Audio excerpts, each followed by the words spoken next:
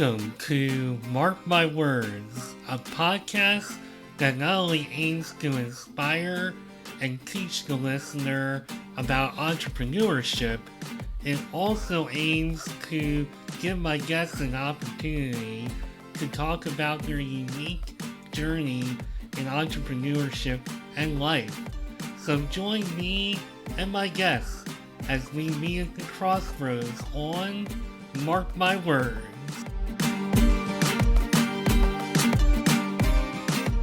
So if you're like me and you're very resourceful, independent, and maybe the idea, and I'm not saying this to take my guess's perspective, this is only my perspective, still kind of unsure about doing things like hiring a staff and going through that whole process. And you really want to just take on your business, and whether it's a podcast or content creation, or if it's just something completely different from that. If you want to be a little more independent, I think today's guest is going to be somebody really good for you to listen to. She has a business where she wants to show you how you how you can create passive income, and she wants to help content creators, among many other people, hopefully in walks of life, to do that. And she is Tina Lopez, of CEO of Lopez Holdings. And Tina, welcome to Mark My Words. How you doing today?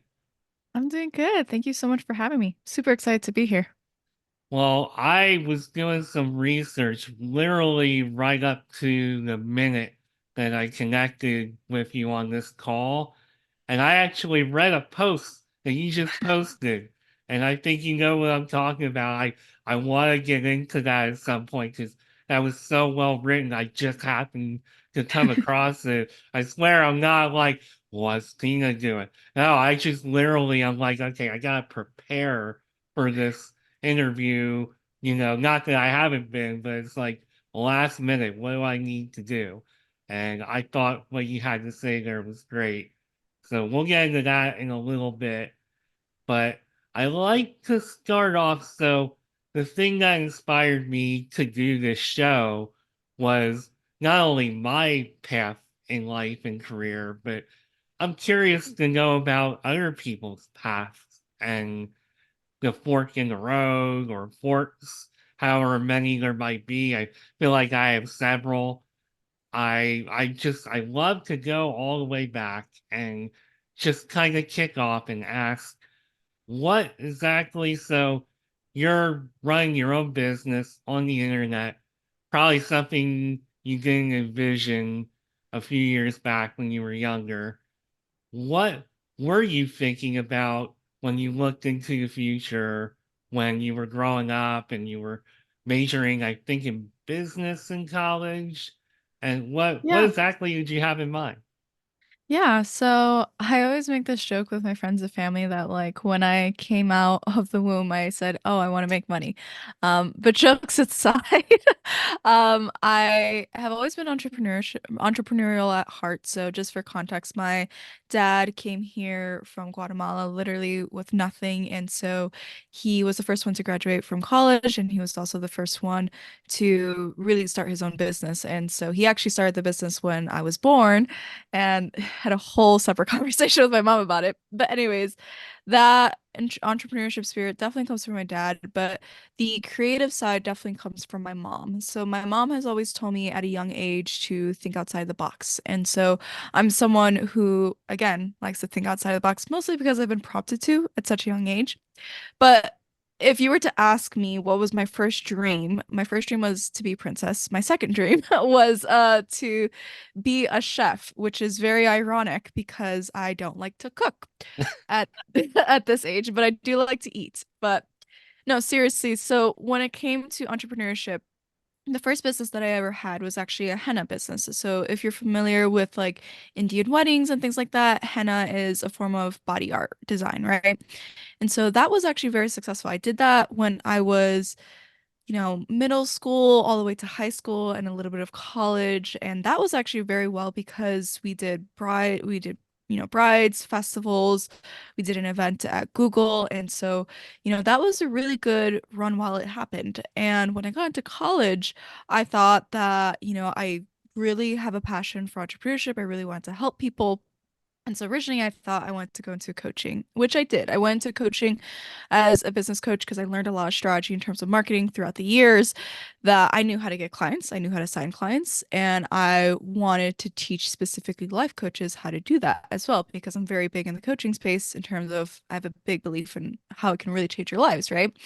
And so I did that for about 2 years, actually, and that went really well. However, one of the things that I faced a lot, and I think not a lot of people talk about this, is actually burnout. So, although I really love, coaching, and sometimes I miss it, now I don't do coaching, but I really love the aspect of being able to be able to help people with their business and, have wins, right? So an example is one of my clients, she went from $50 for a group coaching program all the way to charging $3,000 for a coaching program and actually signing clients. And that was life-changing money for her, right? And so to see that growth in my clients and seeing that was really great and beneficial, but it was also very tiring and exhausting in terms of my capacity and my bandwidth, right? So you know, when you think about a coaching business, you kind of have two parts. You have sales calls where you're actually signing clients, and then you have,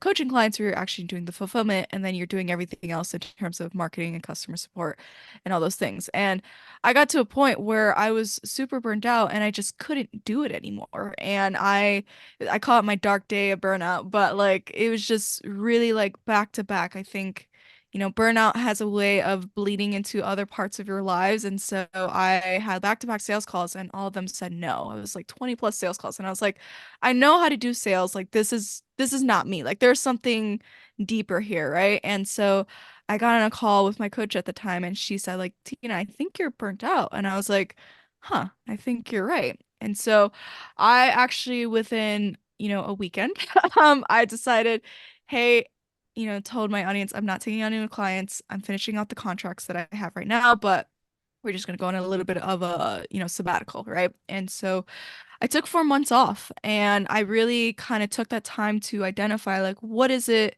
that Tina wants? Like what type of business do I want? And there's a lot of privilege in being able to take that time off because, being able to take time off and still, have all your living expenses covered is a very big win, right? And so I took that time very seriously from the perspective of like, okay, what do I like to do? Well, I love being able to serve people at scale in the sense of like coaching is great because you get to see that in-depth growth, but you can only, there's a maximum in terms of how many people you can serve, right?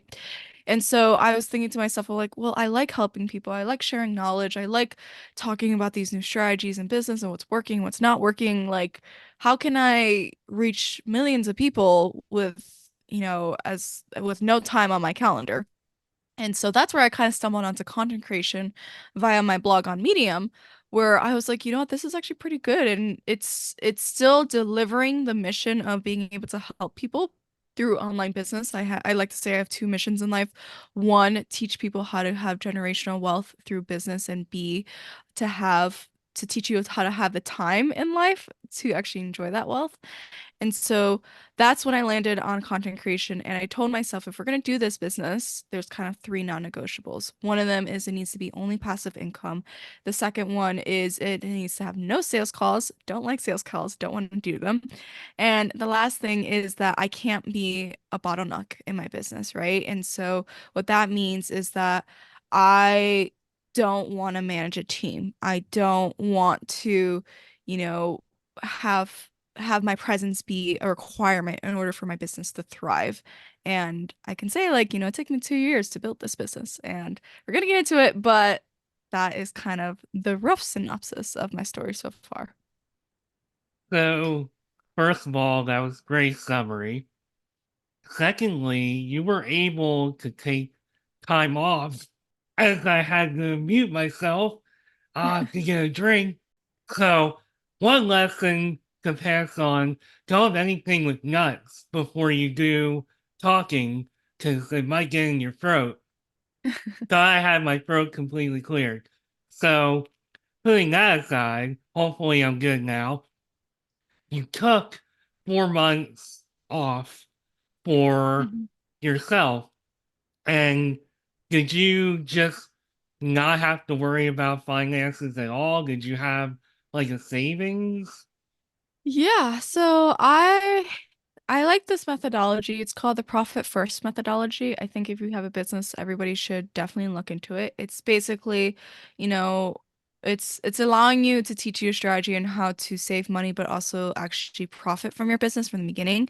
I'm not going to go into it because I'm not an expert, but I just read the book and I highly recommend people read the book. So that was a combination of savings in terms of I took, that time away from my business, but I also had contracts that were still paying me, right? So at that point, like I was not taking on any new clients, but I did have like the monthly retainers of the current contracts that I was serving. So I did essentially still serve my clients and finish out those contracts because those were my commitments, but I didn't take on any new clients from that point on. So that was kind of the strategy I'll say. No, then that's a great strategy. I mean, I know for me, I could maybe take like a week or two off and then I'd be like, okay, I need money. So Mm. that's really great that you were able to back away a little bit and take some time. And I think just the way that you're thinking about yourself just as far as going back to originally, you're like, okay, I got this part from my dad, this part from my mom, and I know I think about myself in the same way because the fact that I'm Mhm. doing this is my mom, and I don't offhand really even know what I'm doing that would be like my dad, but I know that he would never do this. But but what, speaking of your dad, with him being an entrepreneur and him being such an influence, what did you learn from him along the way in your journey? Yeah, so I learned a couple things from him, both good and bad. And I think it's important to see both sides, right? And I want to disclaimer, this is like I love my father. There's no discredit to him whatsoever. But, you know, the good things I learned from him is grit, right? But also how do I say this? But in a way where it's like it's not just grit, but it's also where like you are working to build something for your family, right? And that kind of came in full circle when I actually had a launch. It was a failed launch, but I realized that it was Black Friday. First of all, like if you ever have an offer, do not do not try to do a launch during Black Friday because it's a lot, it's very stressful and there's a lot more pieces to it. But anyways, like I learned my lesson and what happened during that time was I actually on Thanksgiving, I was staying up probably till 4 in the morning trying to figure out how to create a damn sales page. Like it was really last minute. It was just not a good decision. But I got into an argument with my family in terms of like, why are you working and why are you doing this? And then I kept saying like, I'm working on my business so that I could do XYZ, right? And after the launch happened and it was a complete failure, like I kind of had this moment where I was talking to my dad and I realized I was like, you know what? I get it now, right? And what I mean by that is, growing up, like he wasn't like he was part of my life, but like he come to every, special event that happened in my life?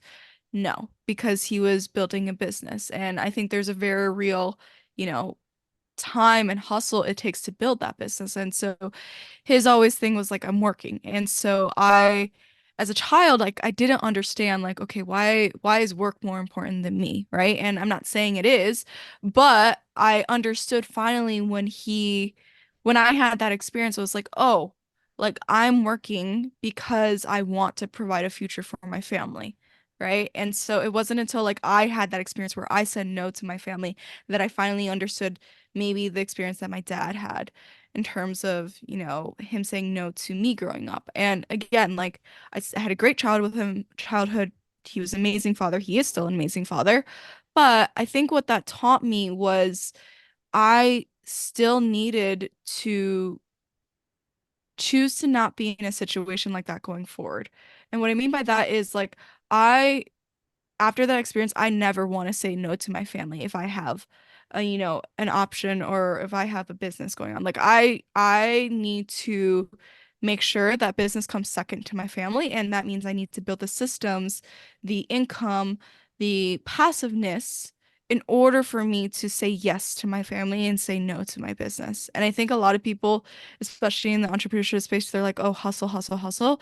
For me, I'm like, no, like I want to do less. My goal in life is not to do more. And my goal in life is to do less, but still have the impact so it can do more, if that makes sense. But yeah, No, my dad that has been very instrumental. that makes total sense. And I mean, for me, I know last year I basically took the whole year off from doing this podcast. So I was picking up some good momentum. We talked before we started about the amazing Podmatch site, which is how we wound up with this episode today. And just it was really starting to go well, getting tons and tons of inquiries, really all through 2023. But you talk about burnout. I was working two jobs, one of which I was really for a while working probably well over 12 hours until the second job came into play. I really had to cut back because the new job was amazing. I wanted to make sure that worked out. But I had to make some choices because you talk about family, people in your life. I had to consider that.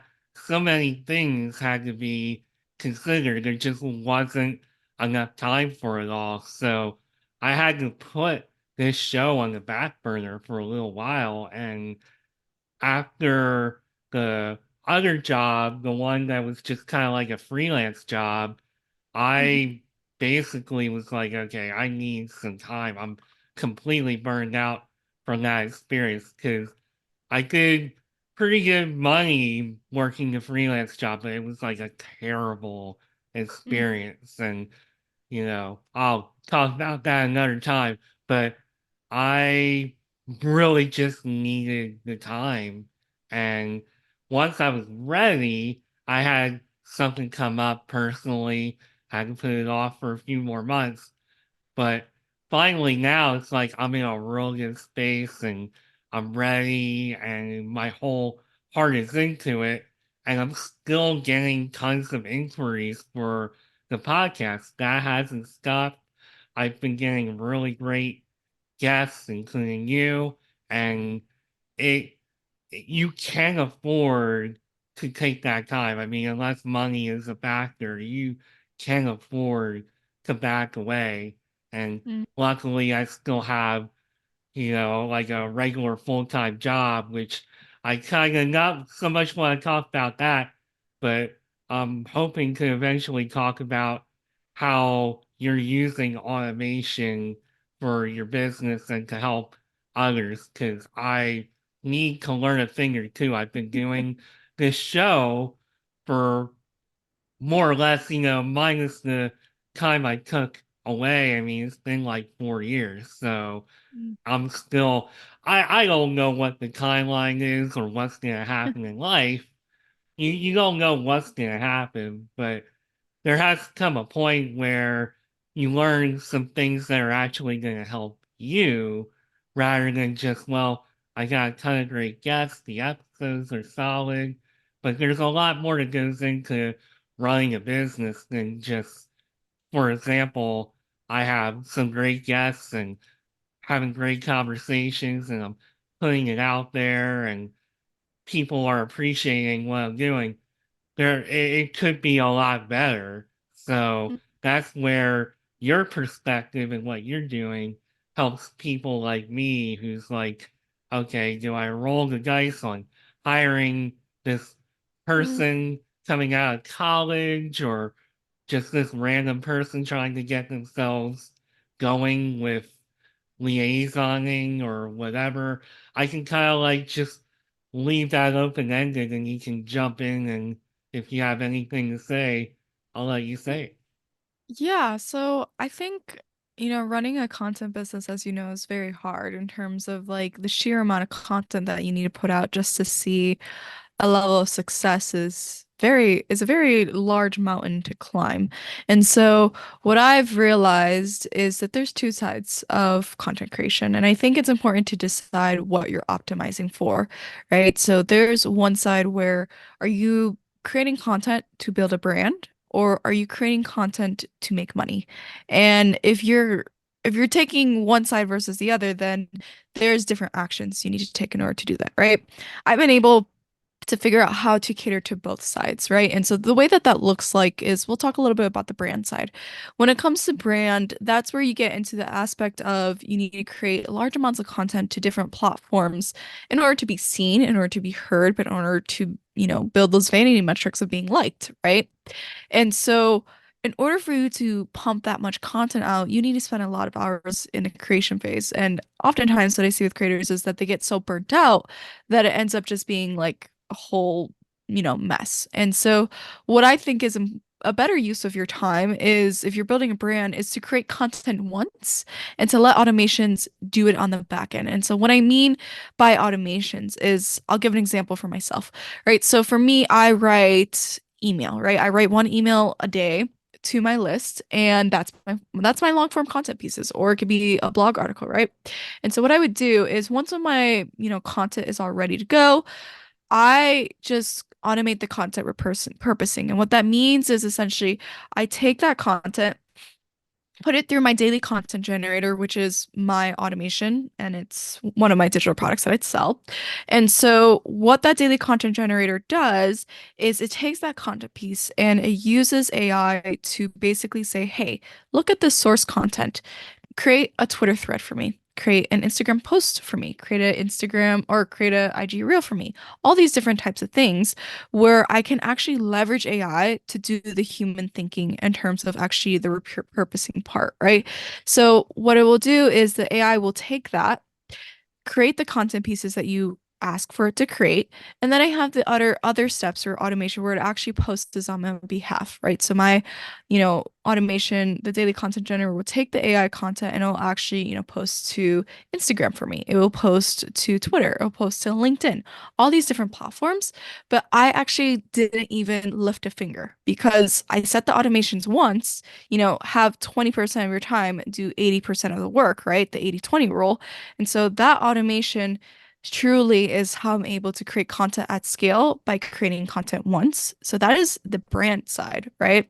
The other side is you want to optimize for money, right? And so I think a lot of people like to think to themselves like, oh, like if I just grow a big following account, then like naturally sales will come. And most creators who are at that phase, they find themselves at that point and they're like, where's the money? Well, the truth is, followers don't pay the bills. And so the way that you can actually really think about this is if you're optimizing for money, you want to optimize for better conversions. And what that looks like is, I have the brand side creating all the content for me. Well, content should do more than just get me a like and a follower, right? Content should be able to push it to the next step in my process, which is joining my email list, right? So all my call to actions for my content is to join my email list, right? We have over at the time of this recording, over 1,800 creators who are on my list. And so I say, hey, if you wish you got this content sooner, then make sure you join my list so that you can be the first one to know about it, right? And so when I'm talking about optimizing for money, people naturally they go to the next phase to join my email list, and that's where I actually go into the selling piece, right? So when I think about selling, a lot of people think to themselves like selling is a bad thing, but I don't think it's a bad thing, right? Selling is just solving solutions or solving for a problem, right? If a person has a problem to me, majority of the time I'm going to say, "Hey, I have a course that can help you do that." Why wouldn't you get it if you're telling me you have that problem, right? And so if they join my email list, that's I make it very clear. Yeah, I will be selling, certain products of mine. I need to make money and you have a problem. we can, figure out how to make that relationship work together. But I'm also here to give you insights and value as well, right? So when it comes to my email list, I give you, freebies throughout the, time that you're in my email list. So if you're in my email list for a longer time, then I'll give you some free gifts throughout just to say a way to say thank you. So that's a way to create a better relationship rapport with my audience. But also I am, promoting products of mine. I'm promoting offers. I'm promoting affiliate offers, all those things where I can actually automate the email, sending through automations within my email service provider, right? And so I think when you're optimizing for money, the answer is how can I get people to join my email list so that I can take the conversation offline and continue the sales conversation in email. So there are two sides. I think it's important for you to choose a side that works best for you. And then when you're ready, you can become a leverage creator, I call it, and, be able to do both simultaneously. So I used to do and go to crazy lengths in order to get engagement and followers. I was in a different place like 6, 7-ish years ago. Had Hmm. a blog. This was before the podcast. I would never do some of the stuff I was doing back then. Mm. So based on all the things I was reading, they're like, yeah, if you set up a Pinterest account and set up all these pins of your blogs and do all this stuff, join like Telegram reciprocal groups where if you like a whole bunch of people's stuff and you post your thing, they'll like it back and just all this ridiculous stuff that I was doing, and it was just I was focused too much on like the wrong kind of thing. I mean, it was great because it generated a little bit of something, but I didn't really accomplish anything either. I Mm. gained some followers who may I would guess a lot of them probably dropped off anyway, or as soon as they liked or followed, they were like, well, I got my follow, and it's just a really horrendous cycle that Mm. I wound up getting into. I had fun. I'm all about learning. I'm very curious. I like to try things. So I Mhm. think that's why being a podcast host is a good job for me because every episode I'm like, this person knows stuff. Like, for example, you know a lot of really good stuff. So I gotta know. And Mm. I think that is a good role for me. But basically I, and especially you, since you're the expert, can say you don't have to resort to doing all that kind of stuff to accomplish your goals. Yeah, I actually, like I mentioned earlier, I'm on the side of doing less than more. And I think that's, again, when you choose the side of like, what are you optimizing for? Are you optimizing for brand or for money, right? If you're I think there's this other layer where like you want to ask yourself like what do you actually like to do? Like I personally, I am not a big person who likes to have meetings in terms of like sales calls, coaching calls, all those things. And I personally really like a clear calendar, right? And so, with that being said, like that kind of crosses off some content that I wouldn't do, right? So that means like TikTok, I'm not going to be spending a ton of time on TikTok or maybe YouTube, right? Even though I'm trying to, but like it's just something that's not consistent for me in terms of it's not the type of content that I like to create, right? I'm someone who likes to write because it's very easy, it's very meta, it's very like simple and I'm able to distribute my content to people who like to read, right?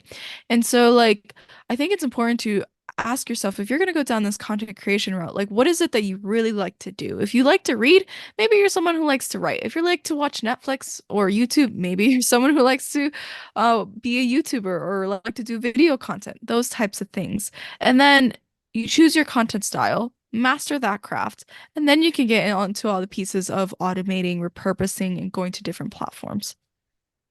So I totally agree with that because and just taking a piece of what I've learned it's good to try out different things. If you're not totally sure, it's good to try out different things and figure out, okay, what do I like to do? Because for me, I like to talk and I like to listen. So doing this is great because I'm apparently a very good listener. So Mhm. I know when to be quiet and let people talk. And I love feeding off of that. I get good energy just from the interactions that I'm doing. And Mhm. I'll to your point, some of the stuff people like to go on TikTok and do videos and stuff. I like doing it sometimes, but I have to be in the right mood. Something like Mhm. this, I'm pretty much always in the mood to do it. So it's really up to like what you like to do because the passion is going to come through.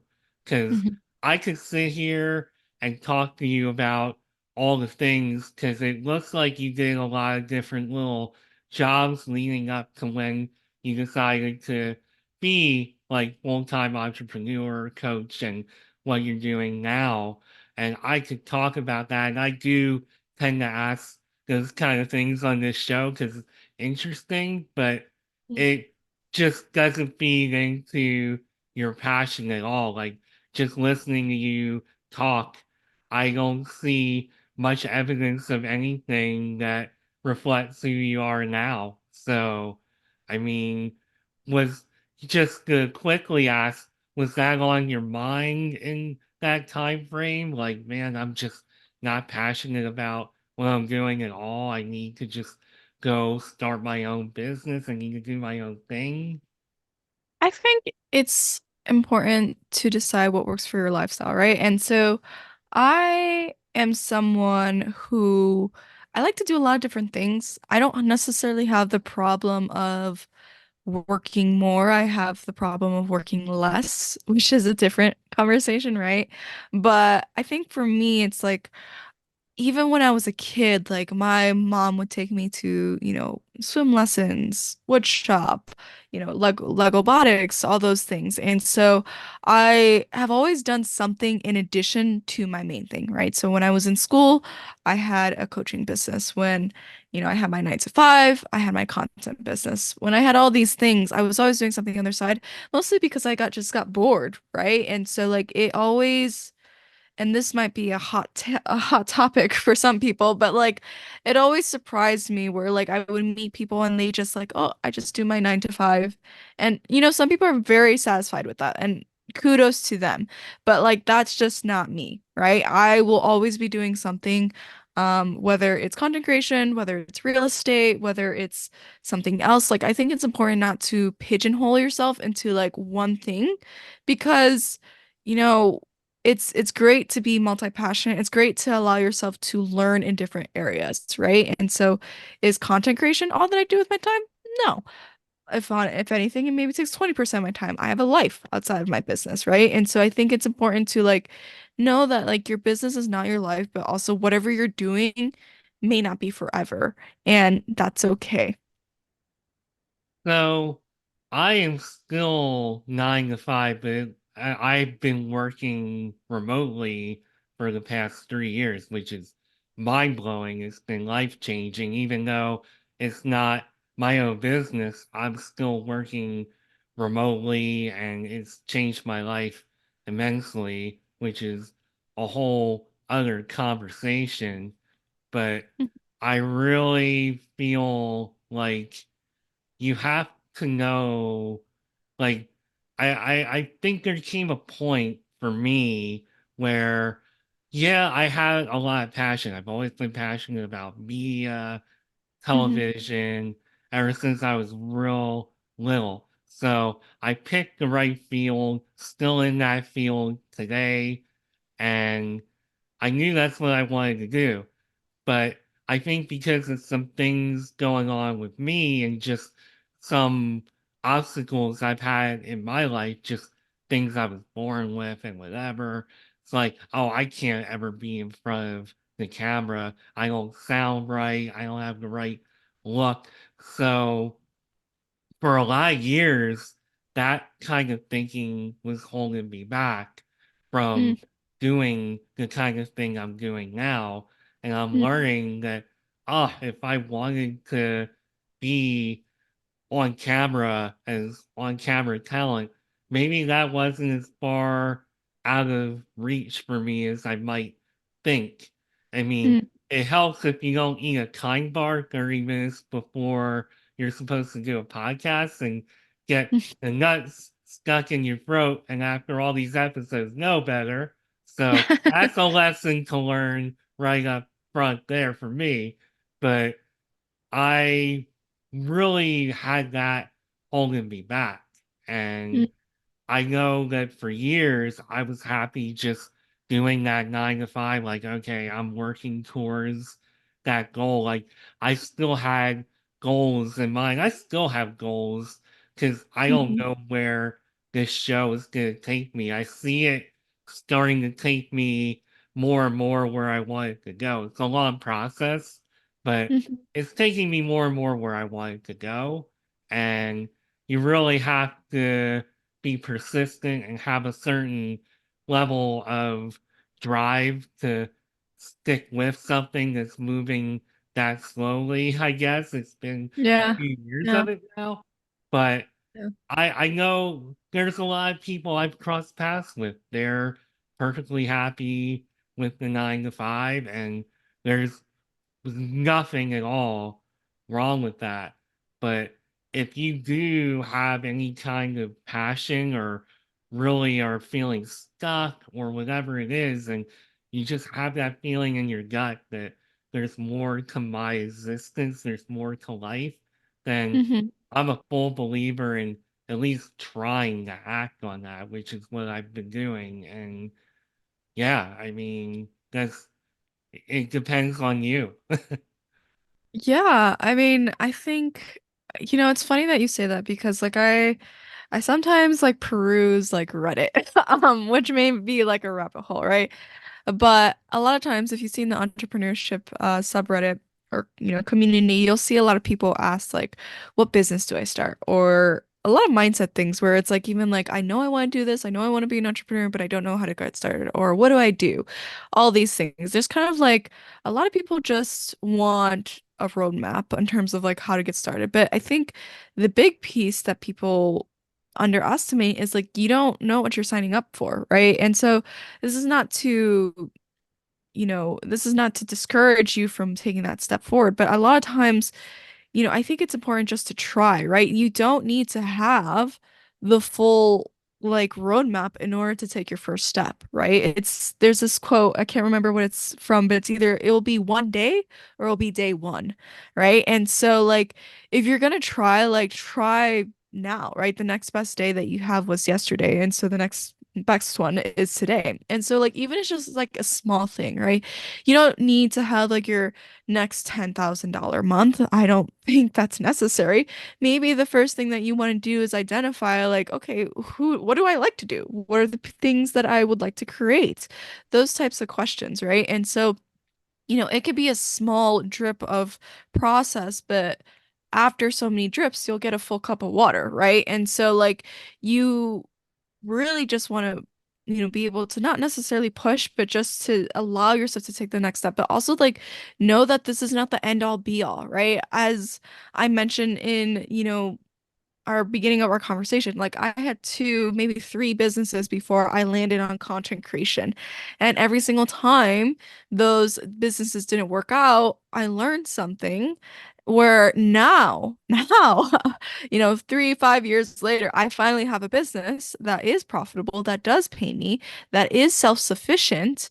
Like, that is purely because I failed so many times in the past, but I knew that failure is just temporary. I always say like if you never give up, you have no other option but to succeed, right? So this is me considering myself succeeding, right? Yes, those failures happen, but I still succeeded beyond them because I kept trying. And if you stop trying, then you are gonna fail because you just chose not to try. And so I think it's important to identify like, what can I do today in order to make progress for the next day, and so on and so forth.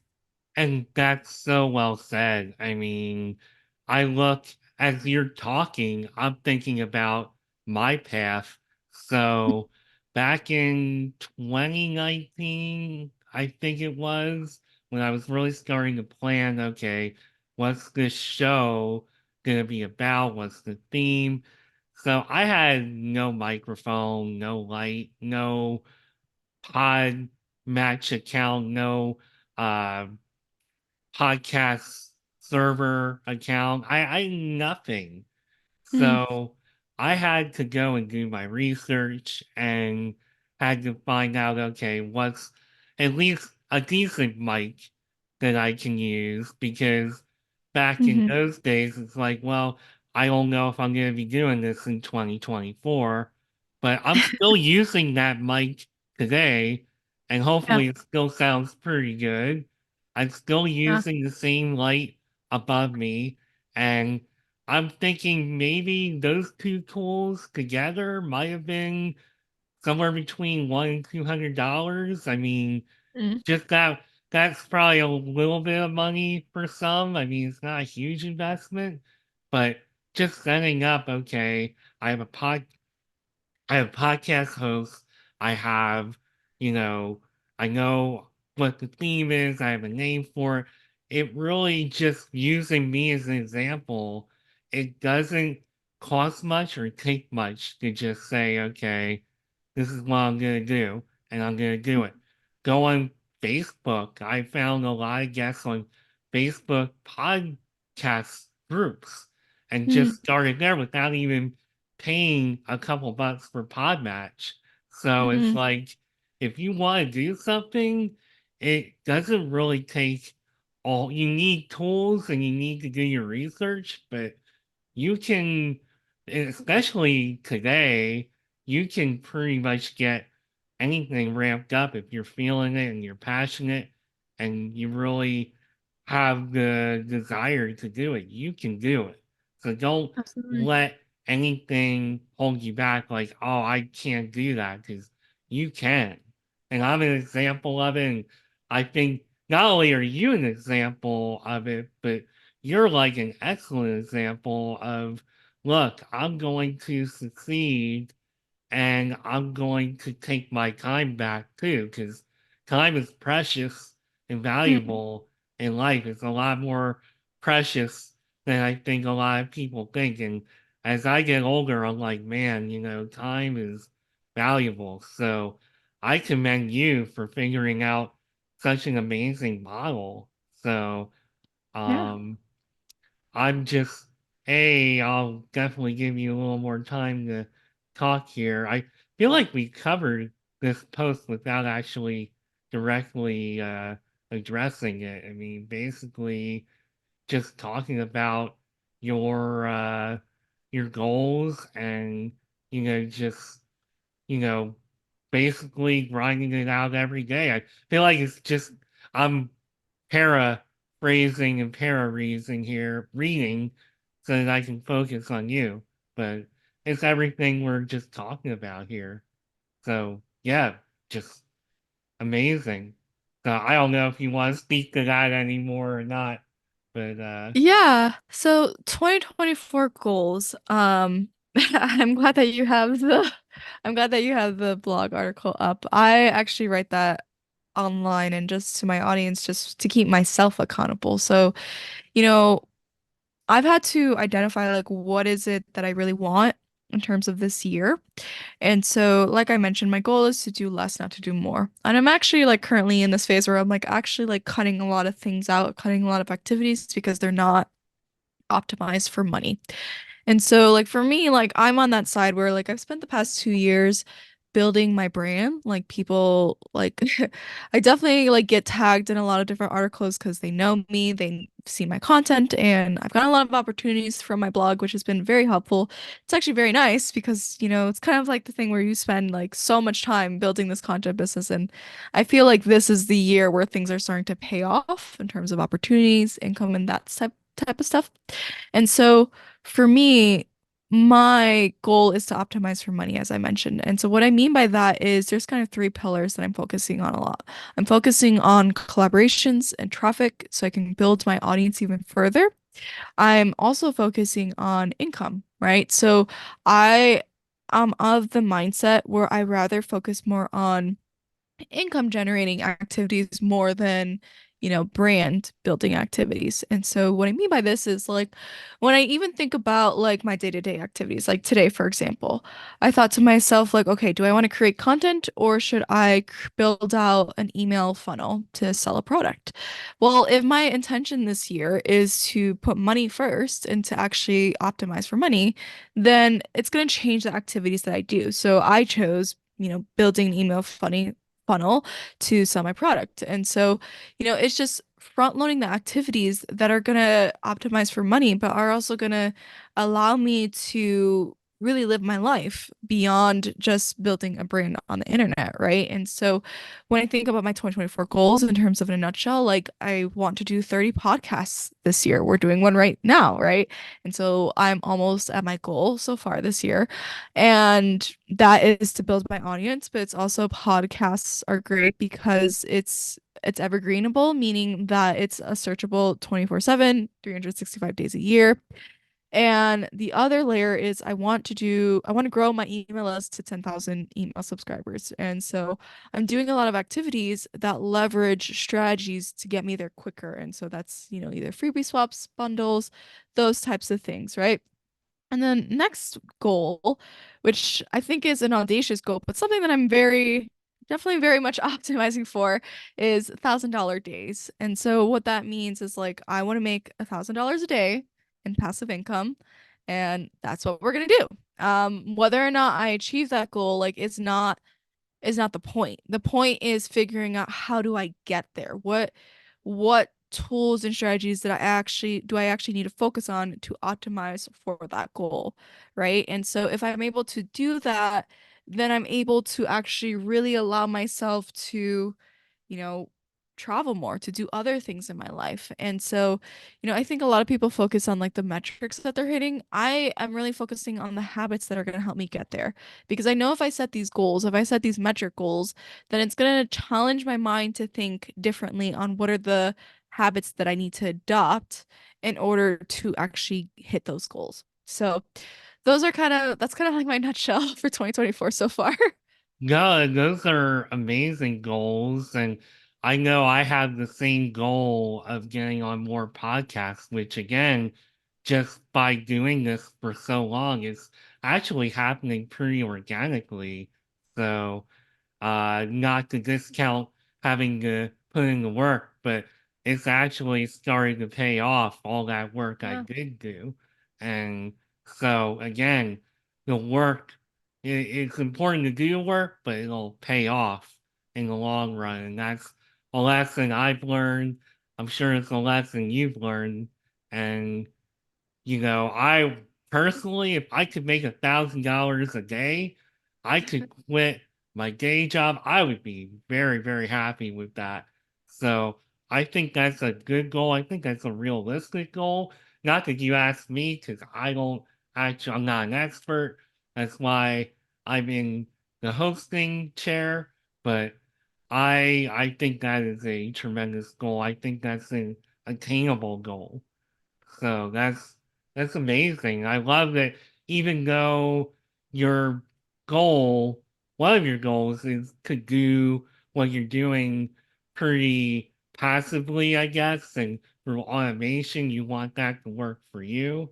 But Hmm. you still have goals and you're still working hard, even though you're trying to do it in a way that's going to bring more balance to your life. So I think you're smarter than most probably.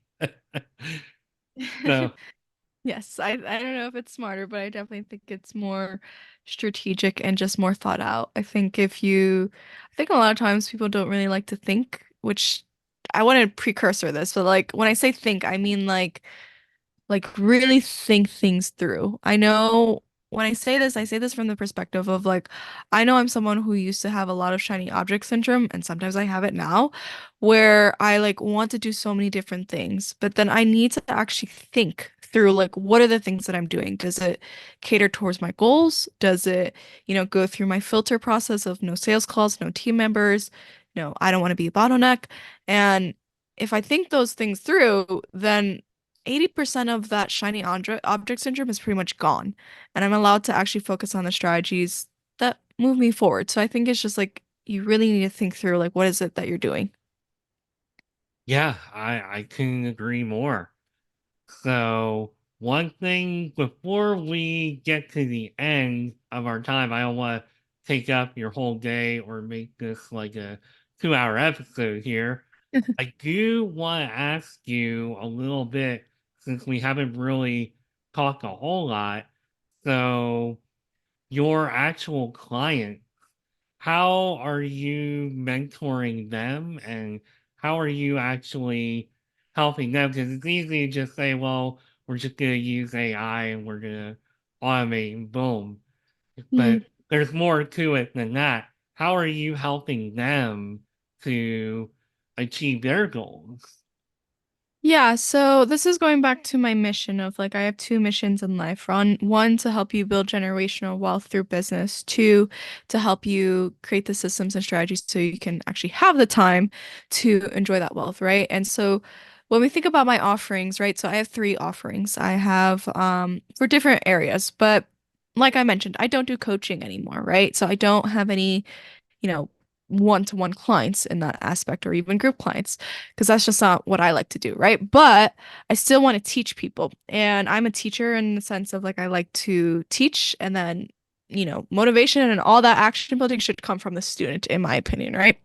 And so the three offerings that I have is, since I serve content creators, there's kind of three areas that people or creators tend to struggle with. And that's one, audience building in terms of, growing your own audience. And that really looks like email list growth. And so we have our audience profits course where I've actually share all the strategies that have taught me how to, add over 1,000 subscribers to my list in less than 90 days without being on social media or without paying for ads, right? And I think a lot of, big gurus focus on that, but I'm like, no, there's an organic free strategy for you to do that. And so I'm helping people, through the students who purchase this course, walking them through they do that. I actually had just someone recently told me like, "Hey, I got over 300 subscribers with less than an hour's worth of work." Like it's working for them because they actually do the work. The other layer is monetization, right? So creators have two options usually when it comes to monetization. It's either promoting their offers or promoting other people's offers. And I know that before I actually had these digital products, I didn't really have an offer. So I would lean in and leverage a lot of affiliate marketing. And so we have our course called Your First $100 as an Affiliate Marketer. It's pretty self-explanatory. I'm going to teach you all the strategies that have allowed me to make my first $100 as an affiliate marketer. But these are also the exact same strategies that I've used to make over $15,000 in affiliate marketing, right? And so it's really meant to teach you how to create content that converts into commissions. And so that's a strategy to help you monetize it. The other layer of, being those talk about the two problems of audience building and monetization. The other big problem that I see a lot is burnout in terms of content creation. And so that's where I alluded to earlier of like our daily content generator, where that is literally like my $9. It's $9 because I wanted to make it super accessible and super affordable for people to really kind of heal burnout. Because like if you're exhausted with content creation and content repurposing, and honestly, it's not the greatest use of your time, in my opinion. I would rather you focus more on strategy than building content. That's just my personal opinion. And that $9 daily content generator has been our best seller, and it's helping people get their time back, right? Because it's leveraging that 80/20 rule where it's like 20% of my time is going to be spent building this automation so it can do 80% of the work in terms of content creation through many platforms and have it automated for me. And literally like I before I released that $9 daily content generator, like I had that going for at least a year in my own business. And I've just seen how much time it saved me. And for the long time, like I didn't want to release it, but a lot of my creator friends, they said, please, can you just give it to me? And I was like, okay, fine. And then I saw the success that they had with it, and then I was like, okay, let me make it an offer. And now it's one of our best sellers. So those are the ways that I'm helping people, but my personal products is really mostly through digital products, and that's how I make majority of my money, but that's also the way that I'm able to help people if they want to take the next step beyond my free content. So you said something really important. I mean, you said a lot of good stuff there, but one thing that really stuck out to me as somebody who is doing a podcast Hmm. is you can't really create content just for the sake of making content. You have to have a purpose, you have to have a theme, you have to have like a reason because when just related to being a podcaster, there's some people that are like, well, I have a show. I'm just going to talk about whatever. And Hmm. I mean, that's cool. I mean, I guess if you're really well known or famous or have a really dynamic personality, which hopefully I'm at least a good host and I'm entertaining, but I'm not exactly like, hey, I'm not like Mr. Yeah. Dynamic here. I'm not like, I don't know, you can fill in the blank on who is dynamic, but you gotta have a purpose. You really gotta think, well, no matter what kind of business, just from all the guests I've had, it's Hmm. not like people are like, well, I'm Mark Schmidt and I'm just gonna do whatever. I'm selling this today, but tomorrow I'm gonna focus. Like, you have to have a purpose. So Hmm. I think some of what you just said there, just with content creation and just whether you should do that or just focus on a strategy. Because I think for me, focusing on my strategy and focusing on my purpose and what the goals are, what I want people to get, that's, in my opinion, how you need to be thinking about your life, your business, whatever the case Hmm. may be.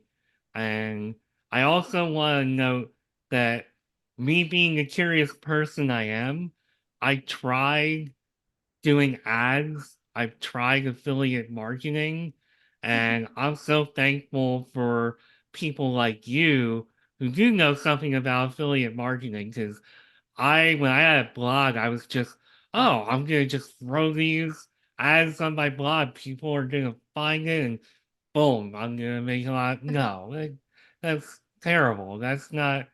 It doesn't work that way. Yeah. So I'm really glad that you just brought up all that stuff because even with ads, I tried running ads for myself, and it's like, okay, why do people care about my blog or whatever? You can't just run an ad or whatever and just like, well, that's gonna solve all my problems. And maybe for somebody out there it works that way. I don't know, but didn't work that way for me. Mhm.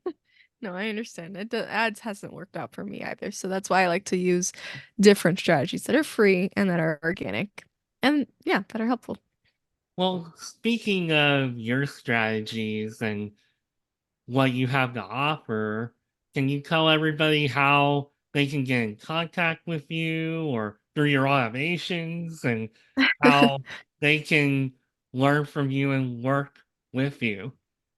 Yeah, so the best way to actually contact me is actually via email. So if you are, I will give you the link for the show notes, but definitely, check out our Content Creators Club. I send out once a week a weekly newsletter just giving you 3 pieces that are going to help you automate your content traffic and income as a content creator.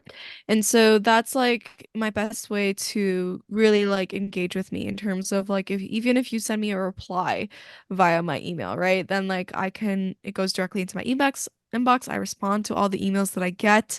And so like I love contacting and engaging with people over on my list. So definitely make sure to sign up, and definitely you'll see some definitely great freebies throughout your journey. So the longer that you're in, I'll say the better freebies that you'll get when you join my list. Hey, nothing better than a freebie or two. So definitely find Tina Lopez and she'll show you how to create content, passive income, all things that I think are really great. You seem to be right on the money as far as what you know about AI and automations. That's also something I played around with and didn't really do it right. But that's another story for another time. I thank you very much for being on Mark My Words and for dealing with my kind bar incident, which I'm going to have to edit out a little bit. Not you, but the pause I had to take. But I thank you very much for being on Mark My Words. And I'm Mark Schmidt, and she was Tina Lopez. Thanks for being here. Appreciate it. Thank you. Awesome. And we will see you soon with another episode. Bye for now.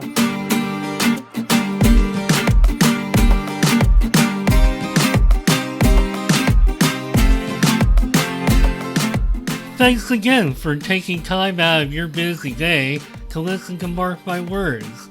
If you would like to connect with me beyond the show, you can find me on LinkedIn at Mark Schmidt, where I will be talking about entrepreneurship, careers, and anything else that is on my mind. You can also connect with me on Twitter and Instagram at Nimrod1979 and Nimrod79 respectively. This podcast also has a page on Instagram at Mark My Words. And finally, if you want to leave me a voicemail or check out what I'm up to with the podcast, come find me at podpage.com/mark-my-words. Thanks again for listening, and I'll be back with a new episode soon. Bye for now.